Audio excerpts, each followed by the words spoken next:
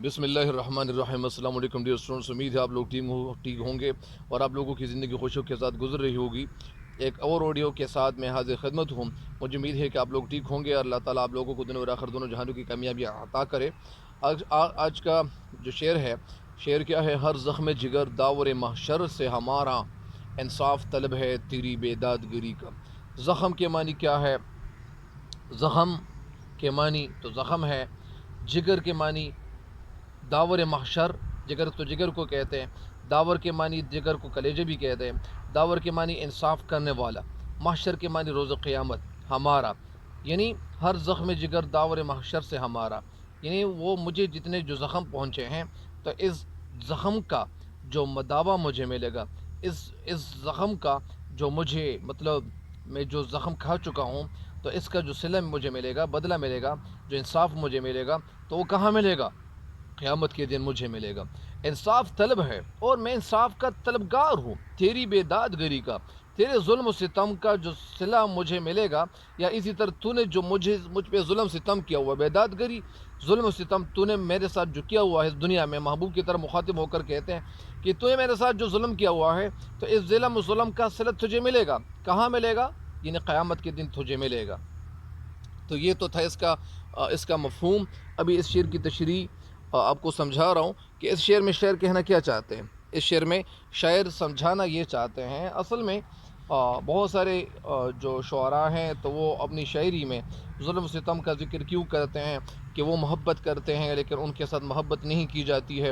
کبھی ایک محبوب کو چاہتا ہے تو وہ محبوب ان کو وقت نہیں دے رہا ہوتا، محبوب سے پھر یہ بیچارہ خفا ہوتا ہے اور کہتے ہیں کہ میری موت واقع ہو جائے تو اچھا ہوگا۔ تو اس شعر کی تشریح کیا ہے؟ اس شعر میں شاعر کہنا کیا چاہتے ہیں؟ اس شعر کی تشریح تو بہت زیادہ ڈیٹیل کے ساتھ بیان بھی کرنی چاہیے اور آسان تشریح بھی ہے تاکہ آپ کو سمجھ بھی آ جائیں اور آپ اس سے استفادہ بھی کر لیں، لیکن اس کے کئی طریقے ہو سکتے ہیں۔ ایک شعر کی تشریح کئی طریقوں سے ہو سکتی ہے۔ تو اس شعر میں شاعر کہنا کیا چاہتے ہیں؟ اس شعر میں شاعر سمجھانا یہ چاہتے ہیں، مفہوم اس کا یہ ہے کہ اے محبوب، تیرے ظلم و ستم کے باعث، تیرے ظلم و ستم کی وجہ سے ہمارے دل پہ لگنے والے جو زخم تھے، ہر زخم قیامت کے روز کیا کرے گا؟ اللہ تعالیٰ سے تیرے ظلم و ستم کے خلاف فریادی بن کر انصاف طلب کرے گا، یعنی فریادی بن کر کیا کرے گا؟ مطلب انصاف طلب کرے گا۔ شعر کی تشریح کیا ہے؟ شاعر اس شعر میں یہ کہنا کیا چاہتے ہیں کہ عشق و محبت ایک عجیب جذبہ ہے، اس کی مختلف کیفیات ہوتی ہیں، یعنی مختلف کیفیات کیا ہوتی ہیں؟ مختلف کیفیات اور مختلف مرحلے ہیں۔ ہر کیفیت اور ہر حالت اور ہر مرحلہ عاشق کے لیے ایک امتحان سے کم نہیں ہوتا۔ اول تو پہلے مرحلے میں محبوب کو اپنی محبت کا احساس دلانا ہی عاشق کے لیے بہت مشکل کام بن جاتا ہے، یعنی محبوب کو اپنی محبت کا احساس دلانا یہ بڑا مشکل کام ہوتا ہے، اور اگر خوش قسمتی سے وہ اس میں کامیاب بھی ہو جائے تو اگلے مرحلے میں وہ ضروری نہیں کہ محبوب اس کی محبت کا جواب محبت سے ہی دے دے، وہ اسے کیا کرے گا؟ مطلب وہ بے اعتنائی بھی برت سکتا ہے، بے اعتنائی یعنی توجہ ان سے ہٹا لے گا، نفرت بھی کر سکتا ہے، لیکن اگر عاشق کی قسمت اچھی ہو اور محبوب کی محبت کا جواب محبت سے دے دے تو عاشق کی اگلی خواہش ہوتی ہے کہ محبوب سے اس کی ملاقات ہو۔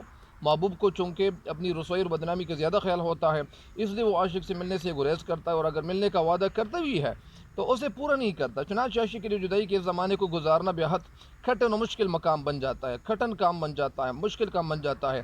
غرض کہ عشق و محبت کے ہر مرحلے اور ہر کیفیت میں عاشق کے دل پہ ایک نیا زخم لگتا ہے، اور وہ یہ کہنے پر مجبور ہو جاتا ہے کہ اذیت، مصیبت، ملامت، بلائیں، اذیت، مصیبت، ملامت، بلائیں، تیرے عشق میں ہم نے کیا کیا نہ دیکھا۔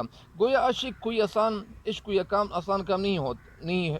اس کٹھن راستے پر چلنے والے کو قدم قدم پر دکھ اور تکلیفیں برداشت کرنی پڑتی ہے اور نئی مشکلات کا سامنا کرتا ہے، کئی قسم کے امتحانات سے گزرنا پڑتا ہے، لوگوں کے طعن و بدنامی اور رسوائیوں سے دوچار ہونا پڑتا ہے۔ غرض محبوب کی طرف سے اور زمانے کی طرف سے عاشق کے دل پر ظلم و ستم کے پہاڑ توڑے جاتے ہیں۔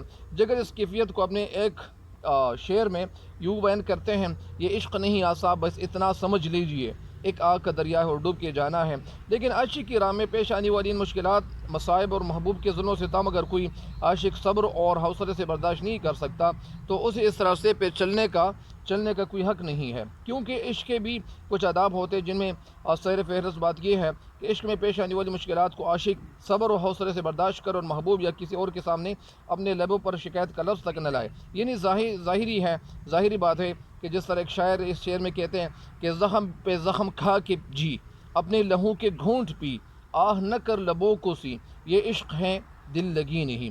تشریح طلب شعر میں اسی آداب عشق کا مضمون باندھتا ہے کہ انہوں نے محبوب کے ظلم و ستم اور عاشق کی روایتی بے بسی اور بے چارگی کا اعتراف کیا ہے، لیکن محبوب کے ظلم و ستم کے خلاف آواز اس طرح بلند کی ہے کہ شکایت کبھی انداز پیدا نہیں ہونے دیا۔ وہ اپنے محبوب سے مخاطب ہو کر کہتے کہ محبوب زندگی بھر میرا یہ شعار رہا، یہ طریقہ رہا، یہ زندگی گزارنے کا یہ سلیقہ رہا کہ تو نے خواہ مخواہ مجھ پر کتنے ہی ظلم ستم ڈھائے، کتنے ظلم مجھ پہ کیے، اور جفا پہ جفا کرتے رہے، جفا کے پہاڑ توڑ ڈالے، ہزار طریقوں سے مجھے ستایا گیا اور مجھے رلایا گیا، یہاں تک کہ تیرے ظلم و ستم کے تیر کھاتے میں چلا گیا اور میرا دل چلنی ہو گیا تھا، لیکن میں تیرے ان تمام ظلم و ستم اور ہر طرح کی زیادتیوں کو صبر، حوصلے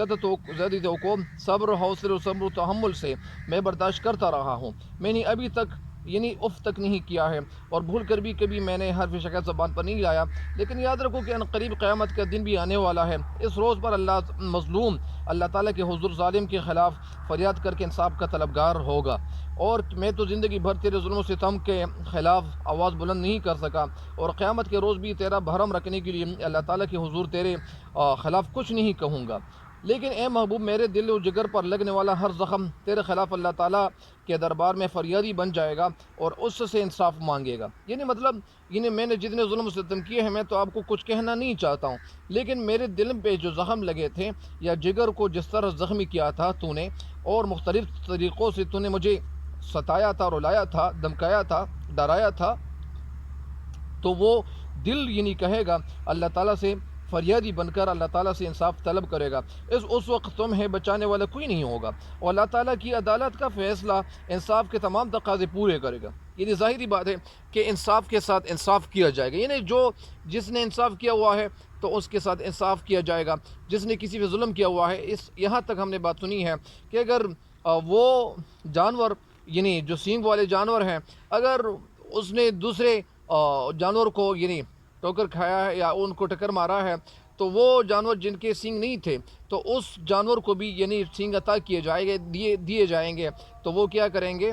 وہ جانور سینگ عطا جب ان کو ملیں گے، سینگ ان کو عطا کیے جائیں گے، تو وہ سینگ والے جانور اس سے اپنا بدلہ لے گا۔ تو یہاں تک یہ بات ہم نے سنی ہے، اور شاید بھی کہتے ہیں کہ تمام تقاضے انصاف کی پورے ہوگا، اس لیے بہتر یہی کہ تم اس دنیا میں میرے ساتھ روا رکھے جانے والے طرز عمل پر نظر ثانی کرو، میرے ساتھ محبت اور مروت کے ساتھ پیش آؤ، تاکہ آخرت کی باتپور سے بچ سکو، کیونکہ وہاں تو بقول امیر میں یہ حالت ہوگی، قریب ہے یارو روز محشر چھپے گا کشتوں کا خون کیوں کر، قریب ہے یارو روز محشر چھپے گا کشتوں کا خون کیوں کر، جو چپ رہے گی زبان خنجر لہو پکارے گا آستین کا۔ تو مجھے امید ہے کہ اس شعر کی تشریح سے آپ سمجھ چکے ہوں گے، اور مجھے بھی دعا میں یاد رکھے۔ تب تک کے لیے اجازت چاہتا ہوں، اللہ تعالیٰ آپ لوگوں کو دنیا اور آخرت دونوں جہانوں کی کامیابی عطا کرے، اور ہم سب اللہ تعالیٰ سب انسانوں کو اللہ تعالیٰ کامل ایمان کے ساتھ رخصت فرمائے، اور اس چینل کو سبسکرائب بھی کرے، اور اس چینل کے لنکس کو بھی اپنے دوستوں کے ساتھ ضرور شیئر کرے۔ تب تک کے لیے اجازت چاہتا ہوں، اللہ نگہبان۔